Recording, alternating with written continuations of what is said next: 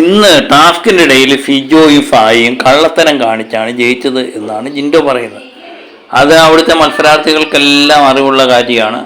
അഭിഷേകിൻ്റെ ടീമാണ് ജയിക്കാൻ സാധ്യതയുണ്ടായിരുന്നത്. പക്ഷേ ഫായും നമ്മുടെ ഫിജോയും കൂടി കള്ളത്തരം കാണിച്ചാണ് ടാസ്ക് ജയിച്ചത്. പതപ്പിക്കൽ ടാസ്ക് ആയിരുന്നു. ഫോപ്പ് കൊടുക്കുക, ഫോപ്പ് ഉരച്ച് അത് പരമാവധി കളയുക എന്നുള്ളതാണ്. അത് തീർക്കുന്നവരാണ് ജയിക്കുന്നത്. അപ്പം ജിൻഡോ പറയുന്നു, ജിൻഡോ നോക്കുമ്പോൾ അഭിഷേകിൻ്റെ കയ്യിലെ സോപ്പായിരുന്നു ചേർന്നത്. പക്ഷേ ഫായുടെയും ഫിജോയുടെയും സോപ്പ് വലിയ കഷ്ണമായിരുന്നു. പക്ഷെ പെട്ടെന്ന് തേച്ച് തീർത്തത് അവരാണ്. അവരെന്തോ ഒരു കള്ളത്തിൽ ഉടായ്പ കാണിക്കാതെ ജയിക്കാൻ സാധ്യതയില്ലെന്ന്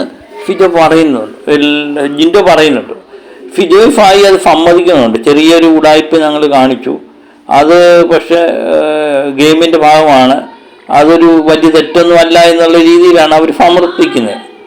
പക്ഷേ ജിൻഡോ പറയുന്നത് അത് ശരിയല്ല. കാരണം ടാസ്ക് എന്ന് പറയുന്നത് അത് അതിൻ്റേതായ രീതി ചെയ്യണം. ഇപ്പോൾ ഉടായ്പ കാണിച്ച് ജയിക്കാനാണെങ്കിൽ അത് പ്രേക്ഷകരെല്ലാം കാണുന്നുണ്ട്, അവർ വിലയിരുത്തും. ഈ മാണിക്കക്കല്ല് വേണമെങ്കിൽ എനിക്ക് മോട്ടിക്കായിരുന്നു, വിശാഫ വഞ്ചന കാണിച്ച് എനിക്ക് മോട്ടിക്കായിരുന്നു. പക്ഷേ മോട്ടിക്കാതിരുന്നത് ഇതെല്ലാം പ്രേക്ഷകർ കാണും, പ്രേക്ഷകർ വിലയിരുത്തും എന്ന് തന്നെയാണ് ജിൻഡോ ഇവരെ ഓർമ്മിപ്പിക്കുന്നത്. ജിൻഡോ ഏതായാലും കട്ട കലിപ്പിൽ തന്നെയാണ്. ഇത് കള്ളത്തരം കാണിച്ചത് ജിൻഡോയ്ക്ക് അത്ര അങ്ങോട്ട് ഇഷ്ടപ്പെട്ടില്ല.